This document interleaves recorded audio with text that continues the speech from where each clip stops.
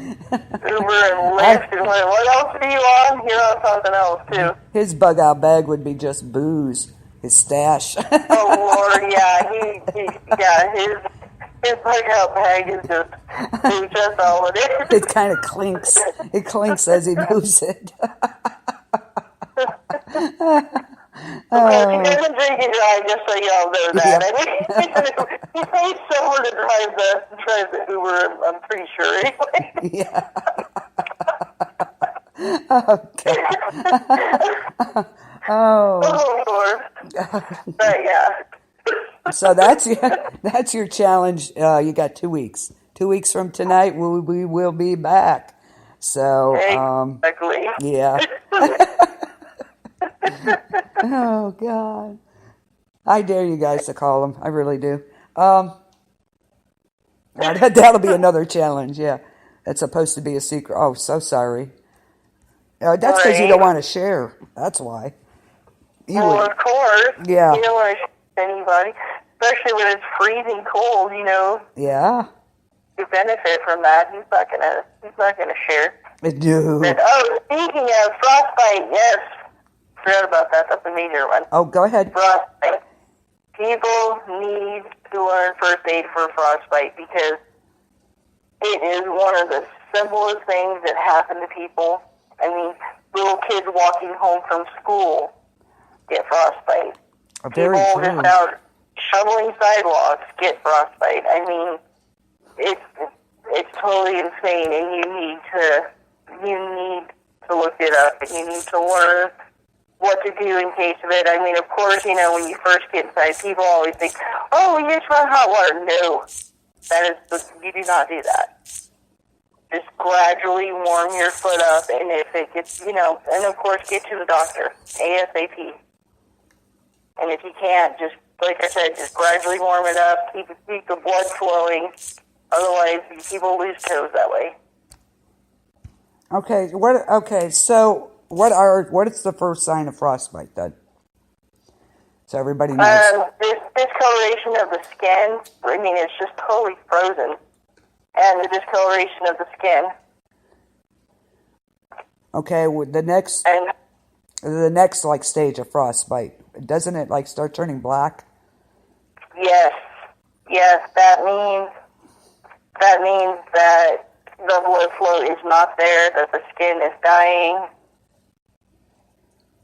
So what do you do, like, say you're it's out? It's like, okay, it's just basically like the pins and needles, like, when they lose the sensation in their skin. Okay. That's signs, burning sensation, stinging, blue skin, redness, blistering, waxy skin. That is another one. People overlook it because they think like if the skin looks waxy, it's like, oh, well, then it's warming up, it's okay. It's like, no. And you know what I mean by waxy, like almost like the outside of the can. The outside of the can, flaking, yes. Yeah, that's you can tell the waxy necrosis, yes. And people always assume it's toes and fingers. It's like ears. Ears are another thing. Oh yeah, ears, your nose. Yeah. But they get like that almost waxy look to them, and they're totally red, and extreme cases of frostbite. Absolutely, your ears can get it too. Wow. So say you're out like skiing or at a ski lodge or something, and that starts happening. What's the first thing you would do? Well, the first thing, of course, is try to get indoors, try to get the extremities warmed up, but do it gradually. Okay, got that, guys? Gradually. Do not, go put your hands under hands, feet, whatever. Yeah. Get, instant heat on them, because that can actually do more damage. See, guys, there you go. I don't know if this is true, but this is what I read and heard, that you should use almost cold water at first. Yes. Like a cold washcloth? Because that actually feels warm to them, right? Yeah, it does, and it'll just gradually, bring up the temperature, because it's kind of like Have you ever, okay, to get, I guess this is the best way I can describe it. Have you ever put an extremely cold glass under hot water? Yeah, it cracks. Exactly. Same thing. Okay, there you go. Damage. You will shatter. Permanent damage. You will shatter. No, you won't shatter. But yeah, that's not a good thing. Especially in a lot of places this winter. It's been totally crazy. Look at the East Coast. So it's a pretty common thing, I would think. In some places. Exactly, and prepare for it. When you go outside, wear layers of skin, wear, socks and sock liners that fit really well, that can wick the moisture away from your, feet. I mean, just make sure, like, you're not sweating, because when you start sweating, that's when things start freezing, and, and stuff like that will set in. You have to make sure that you're prepared for this. Wear gloves, wear good gloves.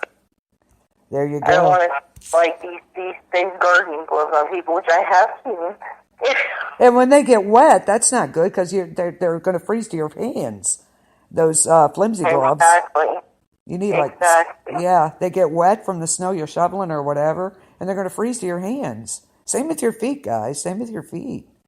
And even if you're traveling, this is huge too. If you're traveling in a place, and I don't care if you're just going 2 miles from your house, make sure you have things in place in your vehicle.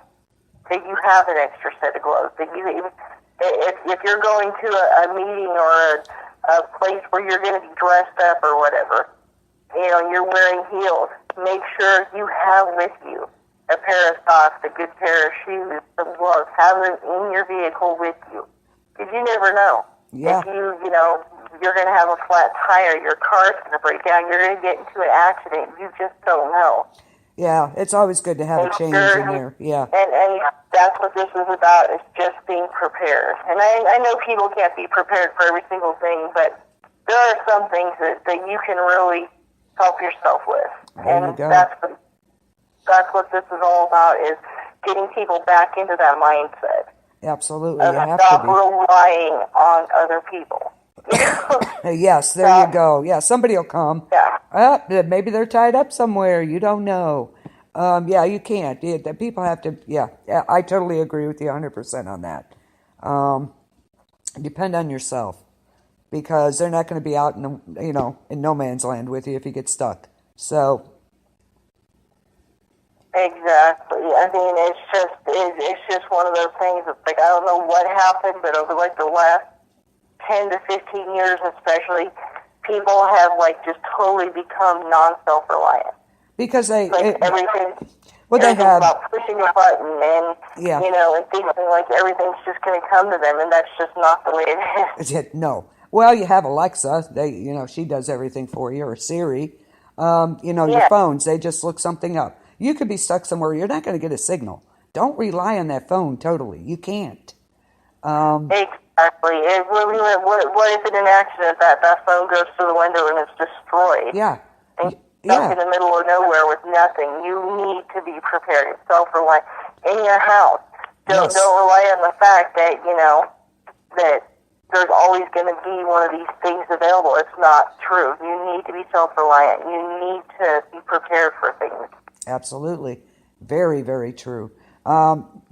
Just because your power's out doesn't mean they're going to get to you in 2 hours. That's for sure. Exactly. When we had that tornado come through, I mean, it was weeks sometimes, before things at the hospital, were back to normal. So, you're so right about being prepared for anything. You have to be. Exactly, because if you're not, my cat's clawing. Yeah. I'm going to take my cat outside. But yeah, you do. You have to be prepared for just about it. And there's so many things that can prepare you for the same things. It only takes one time, guys. You need to. Yes, okay, Chris. We'll bring the beer for you. Okay. It only takes one time that you have to use this to get, to make you realize, hey, that it's a good thing I did this. It only takes one time. Exactly, and it's like if people weren't here for the promo, if you didn't hear it, what got me into all this to begin with, like really studying. I had a family who was kind of always into it anyways, but I never really paid attention, you know. And then when I was 10 years old in Grand Island, Nebraska, all those tornadoes came through in one night. I mean, I don't even remember how many. I just remember a lot. And it destroyed a lot of the town. And there were stores that were destroyed. Others were boarded up. Some stores were charging like these just crazy prices price gouging for water, food, you know. Then, of course, people get desperate. They start looting. That's what happened. Yep. You know, I mean, some people do it just from the beginning just because they're scumbags, but for the most part, people who loot are people who just really need supplies and don't have them. But, you know, pretty soon here comes the National Guard. You know, next thing you know, there's like, I mean, literally, you know, I was a little kid, these guys come in, they're rolling in, they've got, you know, guns and all these things, and it's like they put curfews on you. Yeah, yeah. You know, like, you know, dusk to dawn, nobody's allowed outside, you know, you have to be inside at a certain time, and in the middle of the night you're hitting gunshots. I mean, yeah. That would be scary. That would be scary, but it's very true. A tornado comes through, destroys your store. Yeah, you always got those ones out there. They got to make a buck off of somebody else's misery. Exactly. Oh, God. Exactly. Yeah. Well, when the National Guard came in, they took care of those people too. But then it becomes like a whole different set of things. And it's like these government people decide what you can have. Yeah. It's like, okay, well, you're going to have, because you have a family for, okay, you're getting this many gallons of water. You're getting this type of food. And,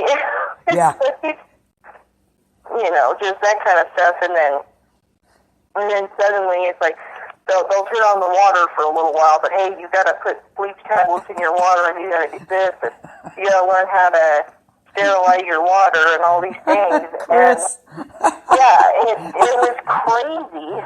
No, read what he said, Chris. Or maybe they really need shoes or TVs. Yeah, I'm sure they need the TVs. That's it. Well, yeah, maybe they really need shoes or TVs. There's people out there that might, you know, especially TV when the electricity's out. That just... Maybe they need they do a fish tank. But it's like these people are deciding everything for you. Yeah, think about that. Do you really want that for you? And if you have a family, your family, you know, do you really think about that? And like I said, the president came in. I'm going to age myself here, but it was Jimmy Carter. You know, 10 years old, and it's like. And as a kid, you're thinking, like, because, you know, you're still drinking the Kool-Aid there, and you're like, oh, yay, the president's coming, everything's going to be great, we're all going to be fine. And it's like they get there, and it's like they're shaking hands, they're taking pictures with the kids, smiling, winking, next thing you know, they're on the plane, they're out of there. Yeah, they're not and staying there, the National Guard. Yeah, they're not staying there with you, no. You are there, That's like I told Ike, that was the day I realized that the president's kind of like the Queen of England. There's really... They're all deciding nothing. Exactly. No, they're just there for show. So there you go. I mean, you know, in all seriousness, you have to. Like you said, you really want somebody telling you what you're going to have. You know, you're 10 years old. You want your snacks, man. Come on, you got to have your snacks at least. Exactly. You make sure that you have supplies for you and your family. You know, because you just never know. Yeah, I mean, Walmart has those huge buckets of food. You know, that's for that. Oh yeah, that freeze dried stuff. I mean, you can probably get better deals. Elsewhere on that, but I mean, if you're just looking for a quick fix, okay, boom, okay, this is it, I've got it, yes. Go ahead and get that stuff's good for 20 years. I mean, come on. So, that stuff's good. Like right, stuff could last forever. Well, even canned foods, people, the USDA came out and they said that canned food, unless it's like tomatoes, anything with tomatoes in it only lasts like a year or two. But anything else will last forever. There you go. Canned foods really do not have an expiration date. There you go. Even though it has it on they have to put one on the can that seriously, unless that can's dented or something, that stuff will stay good for the rest of your life. Yeah, there you go. I do can every fall. Usually I do some, not